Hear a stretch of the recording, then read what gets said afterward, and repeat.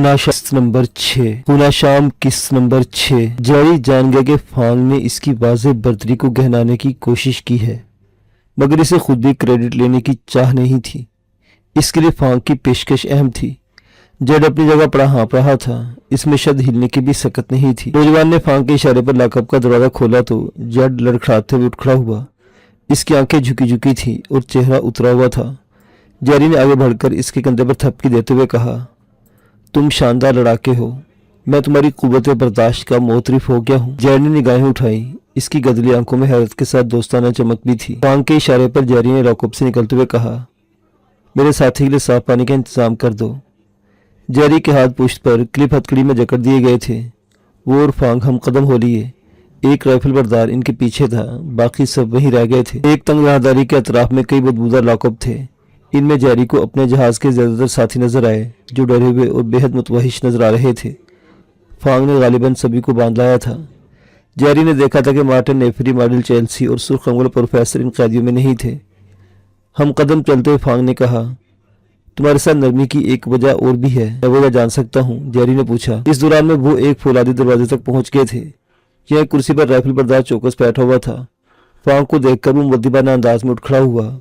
फांग ने इशारा किया तो उसने फौलादी दरवाजा खोल दिया। थोड़ी देर बाद एक लिफ्ट इन्हें ऊपर लेकर जा रही थी। फांग बोला, मेरी नज़र में हमेशा अपने साथी अहम रहे हैं, चाहे वो निचले दर्जे के ही क्यों ना हो। जेरी इसे तमहीद जानकर खामोश रहा। फांग ने मजीद कहा, मगर जिसके लिए तुम काम कर रहे हो, जिसके लिए मैं काम कर रहा हूँ, उन दोनों के नज़दीक साथियों की अहमियत कीड़े मकोड़ों से ज़्यादा नहीं है। फांग के लहजे में दुख हमें तलखी थी। जेरी बोला, ये बात तुम किसके बलबूते पर कह रहे हो, और शायद तुम किसी बरतानवी के लिए काम कर रहे हो। इस दौरान में लिफ्ट रुक गई थी और वो लिफ्ट से निकलकर एक रोशन और ठंडी राहदारी में आ गए थे। फांग ने इस बात में जवाब दिया, हाँ, उसका नाम लॉर्ड वेलिंगटन है और वो तुम्हारे पास मार्टिन का कारोबारी हरीफ भी है। यही बात तुम्हारे पहले सवाल की तो जहाज पर हमले के दौरान दोनों तरफ से मौत हुई थी। अपने 3 साथियों की लाशें हमने साथ लाने की कोशिश की तो जगह की तंगी और दिक्कत के सबब लॉर्ड वेलिंगटन ने बड़े तनफ्फुर के साथ इन्हें दरियाबुर्द करवा दिया था।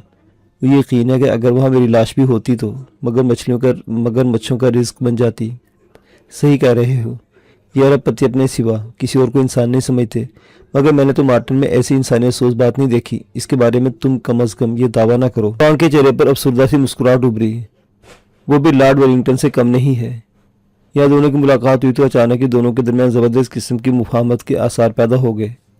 दोनों के दरमियान अभी तक मुज़ाकरात का तीसरा दौर चल रहा है। तुम दोनों मेरे एक एक बंदे के कातिल और 2 को शायद घायल करने के मुजरिम थे। फांग ने एक दरवाजे के आगे रुकते हुए मजीद कहा, मुझे अंदेशा था कि कहीं मुफाहमत के सबब तुम्हें छोड़ना ही ना पड़ जाए, इसलिए अपने साथियों के मुतल्लिक इस अवसार पर मैंने मार्टिन को बताया कि तुम दोनों शायद मेरे साथियों के हाथों हलाक हो चुके हो। वो दरवाजे से दाखिल होते हुए एक शानदार दफ्तर में था। राइफल बरदार को फांग ने बाहर रुकने का कह दिया था। इसके जेरी के दरमियान एतमाद का रिश्ता उस्तवार होता जा रहा था। जेरी को एक नशीस पर बिठाकर फांग इसके सामने आरामदेह नशीस में हंसते हुए बोला, मैं इस वक्त तस्दीक करने के लिए निकला हूँ कि तुम दोनों वाकई मेरे साथियों के हाथों हलाक हो गए हो या नहीं। यकीन करो, मार्टिन ने ज़रा भी परवाह नहीं की। इसे सिर्फ इतना कहा कि देख लो, अगर वो एशिया बच गया तो बंदा काम का है। यह हर चीज़ का रिकॉर्ड होता है, तुम चाहो तो ये मंजर देखो और अल्फाज सुन सकते हो। जेरी को ये जानकर कुछ खास झटका नहीं लगा। फांग इसके मुकाबले में ज़्यादा हसास था। अचानक कुछ याद आने पर फांग ने कहा, मैं भूल गया था कि तुम 8 घंटे से ज़्यादा बेहोश रहे हो। तुम्हारे लिए कुछ खाने पीने के लिए मंगवाता हूँ। जेरी ने मस्बत रद्द-ए-अमल का मुजाहरा किया। फांग ने इंटरकॉम पर खाने पीने के सामान का कहा और फिर जेरी से मुखातिब हुआ, हम दोनों एक ही कश्ती के सवार हैं। तुम्हारी बात काटने की माफ़ी चाहता हूँ। जेरी को अचानक ही नेफरी, मॉडल चेल्सी का ख्याल आ गया। वो कैदी में नहीं थी। फांग के मूड का फ़ायदा उठाकर इनके बारे में पूछा जा सकता था। फांग ने सवाल नज़रों से जेरी की तरफ देखा। दरअसल कैदियों में अपनी 2 साथी ख़वातीन नज़र नहीं आई। तुम्हारे अपने साथियों के बारे में ख्याल जानकर मुझे इन दोनों की फ़िक्र सताने लगी है। वो जिंदा तो है ना? फांग के होंठों पर बड़ी नरम सी मुस्कुराहट नमूदार हुई। इसने तिरछी नज़रों से जेरी की तरफ देखते हुए कहा, दोनों जिंदा और बहुत आराम से हैं। किसी खास खातून की फिक्र है तो तुम पूछ सकते हो। जेरी ने मुस्कुराकर इसका शुक्रिया अदा किया और इसका रुख गुफ्तगू के टूटे हुए सिलसिले की तरफ मोड़ दिया। फांग बोला, चूँकि हम एक ही कश्ती के सवार हैं और तुम पर एतबार करने को भी जी चाहता है, इसे मेरी ख्वाहिश है कि तुम अपने बड़ों की तरह हम भी इत्तेहाद कर लें। ऐसा इत्तेहाद जिसकी खबर हमारे बड़ों को ना हो। लॉर्ड के लिए काम करने वाले बंदे मेरी कमान में हैं और मेरे ख्याल में मार्टिन के कमानदार तुम हो। मैं तुम्हारी तरफ दोस्ती का हाथ बढ़ाता हूँ। बेसाख्तगी में फांग ने हाथ बढ़ाया। फिर याद आया कि جیری کے ہاتھ تو بندھے ہوئے ہیں۔ اس دوران میں ایک دبلی پتلی سی لڑکی لوازمات سے سجی ایک ٹرالی لے آئی تھی۔ فانگ نے باہر موجود رائفل بردار کو بلا کر جیری کی ہتھکڑی کھلوا دی۔ رائفل بردار پھر واپس چلا گیا۔ جیری نے گرم جوشی کے ساتھ فانگ سے ہاتھ ملایا۔ فانگ نے اس کا ہاتھ تھامتے ہوئے کہا، تم اپنا حلیہ درست کر لو، پھر اپنی دوستی کے نام پر ایک ایک جام لیتے ہیں۔ جیری ملحقہ واش روم میں گھس گیا۔ وہ واپس آئے تو لڑکی کھانے پینے کی اشیاء میز پر سجا چکی تھی۔ فانگ بھی اپنی نشست چھوڑ کر اب میز کے گرد پڑے صوفوں میں سے ایک پر بیٹھا ہوا تھا۔ فانگ اسے اپنے پاس بیٹھنے کا اشارہ کرتے بولا، ہمارے بڑوں کی ساری میٹنگز ریکارڈ ہو رہی ہیں، تم چاہو تو سب لائیو دیکھ اور سن سکتے ہو۔ جیری نے اس پیشکش کا فائدہ اٹھانا غنیمت جانا۔ اس کی ہمیں بھرتے ہی فانگ نے ایک طرف مؤدب کھڑی لڑکی کو باہر جانے کے لیے کہا۔ اس کے باہر جاتے فانگ نے ریموٹ اٹھا کر دائیں طرف کی دیوار میں نصب بڑی سی LCD آن کر دی اور ساتھ ہی ریموٹ کا ایک مخصوص بٹن دبا دیا۔ فوراً اسکرین پر ایک پرتعیش لاؤنج کا منظر ابھر آیا۔ ڈھیلے ڈھالے سفید براق لباس میں مارٹن ایک آرام کرسی پر نیم دراز تھا۔ نیفری اپنی تمام تر حشر سامانیوں کے ساتھ اس کے عقب میں موجود تھی اور حسب سابق اس کے کندھوں کا مساج کر رہی تھی۔ پکچر کوالٹی بہت اچھی تھی۔ مارٹن کے چہرے پر پھیلی نقاہت صاف محسوس ہوتی تھی۔ اس کے سامنے تقریباً اسی کا ہم مگر صحت کے معاملے میں بہت بہتر شخص موجود تھا، جس کی ناک عقاب کی چونچ کی مانند مڑی ہوئی تھی۔ اس کے ہاتھ میں شیشے کا کپ تھا جس میں کوئی سیاہ رنگ کا مشروب ہلکورے لے رہا تھا۔ یہ لارڈ ولنگٹن تھا۔ ہیجان یا اس مشروب کے سبب اس کا چہرہ لال بھبوکا ہو رہا تھا۔ مارٹن کی نقاہت زدہ آواز ابھری، مجھے یقین نہیں آ رہا۔ ایشیا کے بعد لاطینی امریکہ کے پراسرار کے قصے سنے تھے، آنکھوں سے دیکھنے کے بعد بھی ابھی تک یقین نہیں کر پا رہا۔ کیا وہ شخص جادوگر ہے؟ یقین دلاؤ بلی، وہ شخص اسی مادی دنیا کا باسی ہے۔ اس نے ولنگٹن کو جس بے تکلفی سے مخاطب کیا وہ ان کے تیزی سے پروان چڑھے تعلقات کی خبر دے رہا تھا۔ کاروباری رقابت کہیں پس منظر میں چلی گئی تھی۔ ولنگٹن نے کپکپاتی آواز میں کہا، میں محض فانگ کی خاطر اس کے پاس چلا گیا تھا۔ آج یہ فیصلہ بہت سود مند ثابت ہوا۔ میں پہلی ملاقات میں اس سے متاثر ہو گیا تھا۔ کچھ تو اس کے پاس موجود ہے جس کو ساری دنیا سے ممتاز کرتا ہے۔ مارٹن نے پرخیال انداز میں کہا، وہ خود کو مایا تہذیب کا وارث قرار دیتا ہے۔ مایا کے لوگ ترقی کی جس میں راج کو پہنچ چکے تھے، آج کا انسان اس سے بہت دور ہے۔ انہوں نے کشش ثقل پر بھی قابو پا لیا تھا۔ بلند و بالا پہاڑوں کی تعمیرات اس کا منہ بولتا ثبوت ہیں۔ ضرور اس شخص کے پاس اپنے پرکھوں کا علم ہے۔ ولنگٹن نے کپ میز پر رکھ دیا۔ اس کا ہیجان سوا ہو گیا تھا۔ جیری اور فانگ کھانے وغیرہ کو بھول کر ان کی گفتگو سننے میں محو تھے۔ جیری نے البتہ پانی کا گلاس انڈیل کر اس کے 2 گھونٹ لیے تھے۔ ولنگٹن بولا، تمہاری خیال آرائی نے میرے لیے بھی سوچ کا ایک دروازہ کھول دیا ہے۔ مارٹن اسے سوال نظر سے دیکھنے لگا۔ نیفری بظاہر اپنے کام میں مشغول تھی، مگر اس کی پوری توجہ اس طرف ہی تھی۔ ولنگٹن سینہ مسلتے ہوئے بولا، فوزاگ نے اس قبیلے کا نام مینڈزری کیپر بتایا تھا۔ اس کی قدیم زبان میں مینڈزری کیپر کا مطلب باغی چور ہے۔ سدا بہار اور بیماریوں سے پاک جوانی والے جس کرشماتی شہد نے تمہیں باولا کر دیا ہے، ممکن ہے وہ بھی مایا تہذیب کے لوگوں کی اختراع ہو، جس کا فارمولا وہ باغی قبیلہ لیوڑا ہو۔ یہ گفتگو جیری اور فانگ کے لیے بہت سنسنی خیز تھی۔ فانگ کا منہ کھلا رہ گیا تھا اور جیری کو بھی سنسنی کی اونچی لہر نے بھگو دیا تھا۔ مارٹن نے برا سا منہ بنایا، میرا باولا ہونے کی وجہ اپنی بیماری ہے، میں ابھی مرنا نہیں چاہتا۔ ولنگٹن ہنسا، مرنا کون چاہتا ہے پیارے؟ حسیناؤں کو دیکھ کر ٹھنڈی آہیں بھرنے والے بیمار اور اربپتی بڈھے اپنی ساری دولت کے عوض بھی یہ کرشماتی شہد خریدنے کو تیار ہوں گے۔ مارٹن نے چور نظروں سے ادھر ادھر دیکھا، بکواس نہ کرو، دیواروں کے بھی کان ہوتے ہیں، ویسے بھی اب ہم اس سدا باہر جوانی کے کاروبار کے شراکت دار ہیں۔ ولنگٹن بھی خاموش ہو گیا، شاید اسے اپنی غلطی کا احساس ہو گیا تھا۔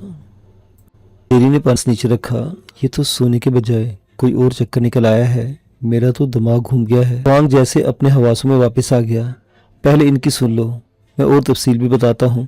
بہرحال یہ تو طے ہے کہ ہمیں لوگوں کے ہاتھوں استعمال نہیں ہونا۔ دوسری طرف چند لمحوں کی خاموشی کے بعد ولنگٹن بولا، ویسے پروفیسر فلیکس باسٹ نے تمہیں بیوقوف بنایا ہے۔ جواب میں مارٹن کے منہ سے پروفیسر کے لیے مغلظات کا سمندر رواں ہو گیا۔ ولنگٹن نے شیشے کا کپ دوبارہ اٹھا لیا تھا۔ وہ مارٹن کی کیفے سے لطف اندوز ہو رہا تھا۔ اس دوران ولنگٹن اور نیفری کی نگاہوں کا تصادم ہوا۔ پھلجڑی سی چھوٹے نیفری اپنے خاص انداز میں مسکرا دی۔ ولنگٹن کی بھی باتیں کھل گئی تھی۔ مارٹن کی بھڑاس اس سے کچھ کم ہوئی تو ولنگٹن نے کہا، وہ ایک عرصہ سے تمہارے پیسوں پر عیش کر رہا ہے، منچاہی لڑکیاں، صحت و سدابار جہانی، وہ کمبخت خود تو اس شہر سے مستفید ہو چکا ہے، تمہاری بھی عقل پر پردہ پڑ گیا ہے۔ اس پھٹکار پر مارٹن کا سر جھک گیا۔ ولنگٹن نے مزید کہا، اسے کیا ضرورت تمہاری خاطر دوبارہ اپنی جان کو خطرے میں ڈالنے کی؟ آدم خور مینٹری کیپرز اس کے خون اور گوشت کے لیے ضرور پاگل ہو چکے ہوں گے۔ وہ ادھر ادھر ٹامک ٹوئیاں مارنے کے بعد ہاتھ کھڑے کر دیتا اور تم دوبارہ سے اس کی خدمت اور اگلے سال دوبارہ مہم کی تیاریوں میں جٹ جاتے۔ ویلنگٹن کی پھٹکار اسے سخت ناگوار گزر رہی تھی، جس کا اظہار اس کے چہرے سے ہو رہا تھا، مگر وہ برداشت کرنے پر مجبور تھا۔ ویلنگٹن کا انداز تمسخر انگیز ہو گیا۔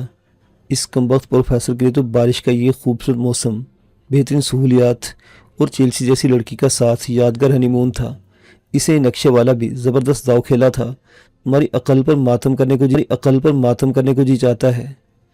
مارٹن نے دانت کچکچائے۔ اس کمبخت کی تو تندوری ضرور بنواؤں گا اور دیکھ لینا، جنگلیوں کے ساتھ مل کر اسے بھی کھاؤں گا۔ اس کے اس انداز پر ویلنگٹن کھل کر ہنسا تھا، جبکہ نیفری مسکرا دی تھی۔ ویلنگٹن بولا، میں وہ یادگار منظر دیکھنا چاہوں گا۔ جہاز کی مرمت کا کام شروع ہو گیا ہے۔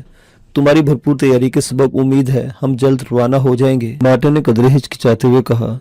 روانگی کے وقت کا فیصلہ شاید فوساک کو کرنا تھا۔ فوساک کا نام لیتے اس کے چہرے پر عجیب سا ہراس نمایاں ہو گیا تھا۔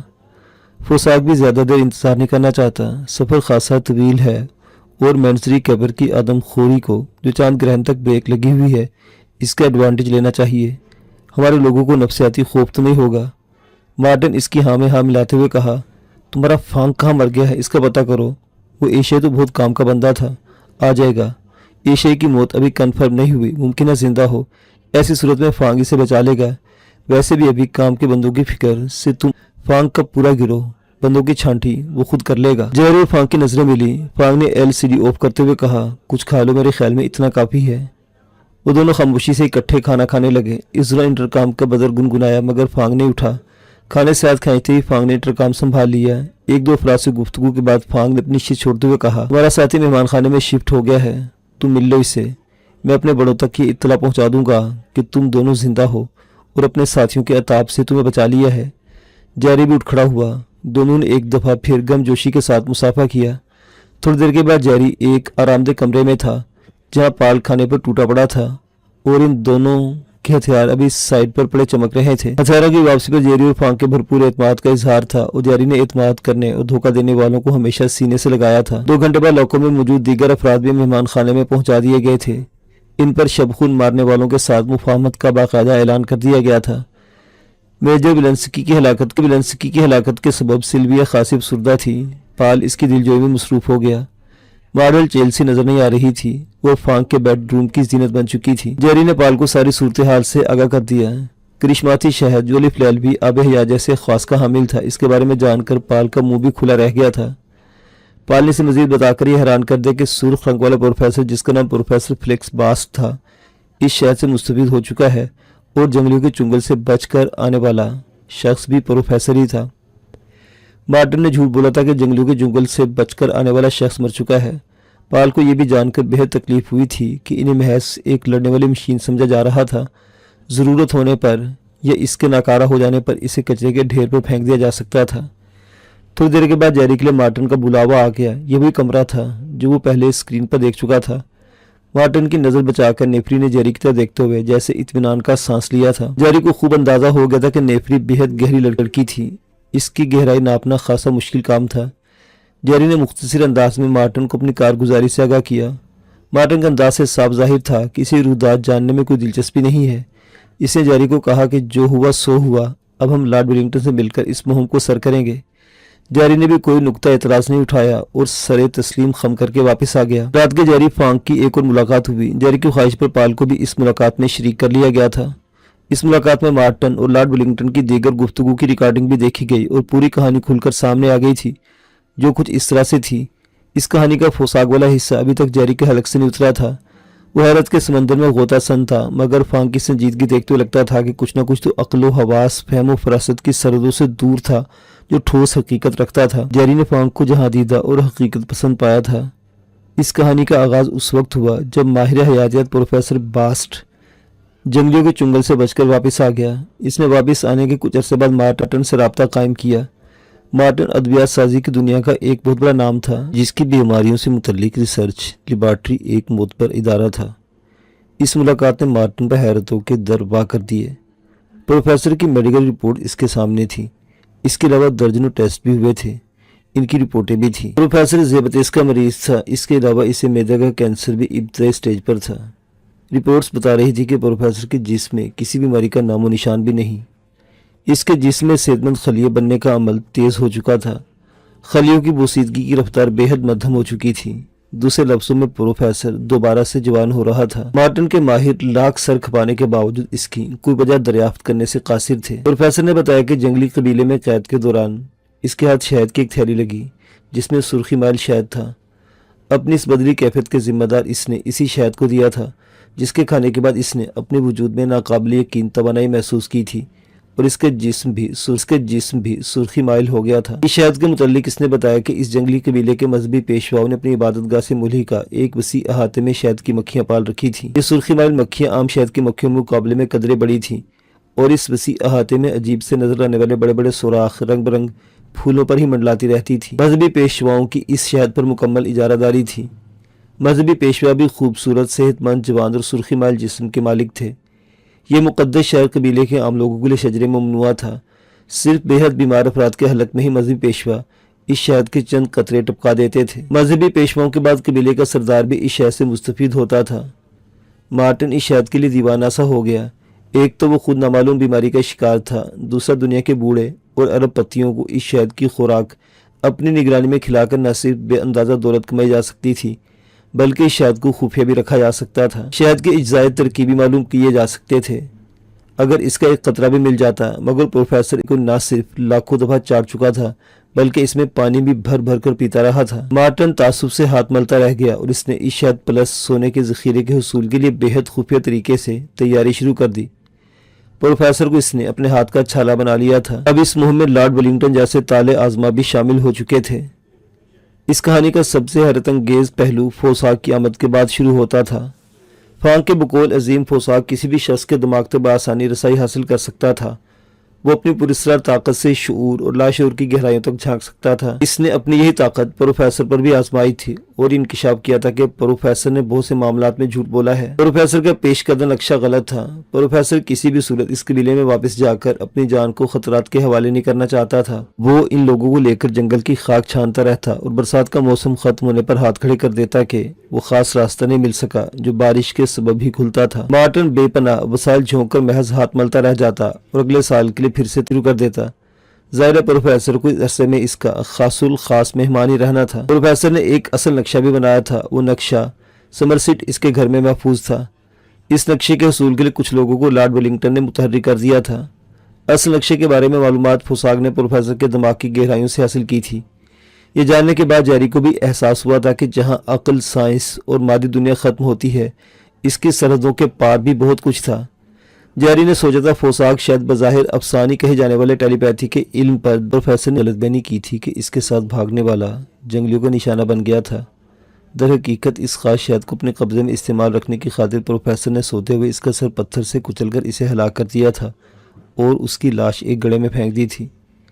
اس کے علاوہ فوساک نے اس کے لاشعور سے یہ بھی کھوج نکالا تھا کہ پروفیسر بھاگنے میں ایک مذہبی پیشوا کی بیوی نے مدد کی تھی۔ سورج گرہن کے سبب پروفیسر کی زندگی کے دن بڑھ گئے تھے۔ اس دوران اس کے مذہبی پیشوا کی بیوی کے ساتھ تعلقات استوار ہو گئے تھے۔ اس عورت کو شاید یہ سفید چمڑی والا جانور پسند آ گیا تھا۔ یہ سب جاننے کے بعد جیری کے دل میں فوساک سے ملاقات کا زبردست اشتیاق پیدا ہو گیا تھا۔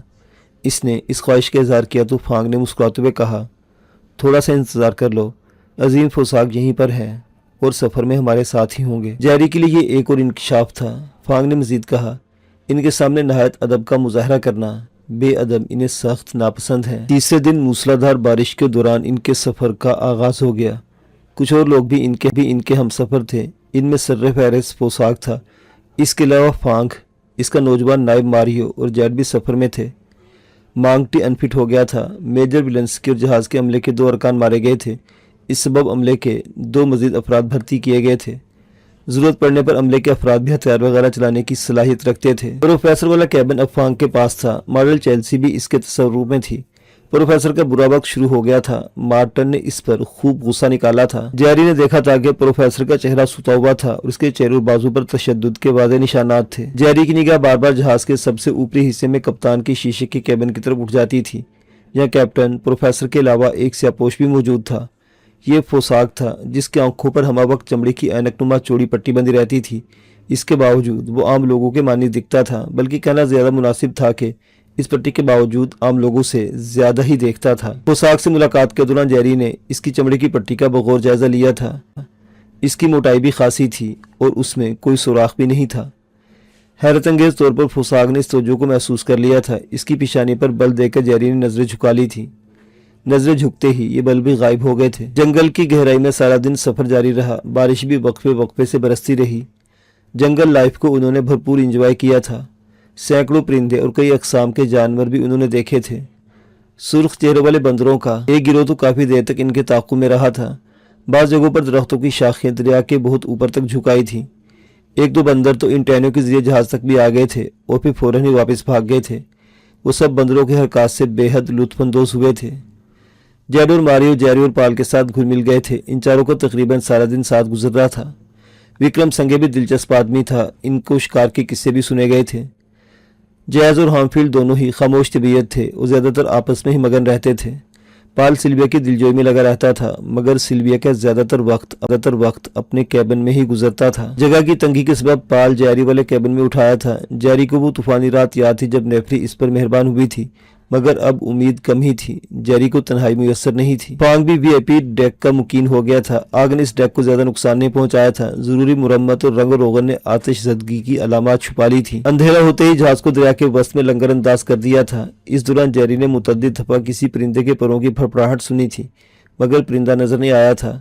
ایک دفعہ نقرئی سی جھلک محسوس ہوئی مگر وثوق سے نہیں کہا جا سکتا تھا کہ وہ کوئی پرندہ ہی تھا۔ جیری نے اس کا ذکر پال سے بھی کیا۔ پال نے بھی اس بات کی تصدیق کی مگر اس نے بھی کوئی پرندہ نہیں دیکھا تھا۔ رفتہ رفتہ پراسرار پرندے والی بات ہر طرف پھیل گئی۔ کچھ چہروں پر ہراس بھی نظر آنے لگا تھا۔ جیڈ اور ماریو اس پراسرار پرندے کے بارے میں تھوڑا بہت جانتے تھے۔ انہوں نے سب کو مطمئن کرنے کی کوشش کی کہ گھبرانے والی کوئی بات نہیں۔ جہاں بھی عظیم فوساگ موجود ہوتا تھا اس کے ارد گرد اس نظر نہ آنے والے پرندے کی پھڑپڑاہٹ سنی تھی۔ یہ جاننے کے بعد فوساگ کی پراسراریت میں مزید اضافہ ہو گیا۔ جیڈ اور ماریو کے علاوہ سبھی کی گفتگو کا موضوع فوساگ ہی تھا۔ یہ اور بات کہ یہ گفتگو سرگوشیوں میں کی جاتی تھی۔ جہاز کی حفاظت کی ذمہ داری جیری کو سونپ دی گئی تھی۔ کھانے کے بعد تھوڑی دیر چہل پہل رہی تھی پھر سب لوگوں نے سونے کے لیے اپنے اپنے کیبنوں کا رخ کیا۔ صبح سویرے ہی جہاز نے لنگر اٹھا دینے تھے۔ جیری نے جہاز کے اطراف میں لائٹس آن کرا دی تھی اور ٹھیکری پہرے کا انتظام کر دیا تھا۔ چھوٹے بڑے ہتھیار سبھی افراد میں تقسیم کر دیے گئے تھے۔ البتہ خاص ہتھیار جہاز کے اسٹور ہی میں تھے۔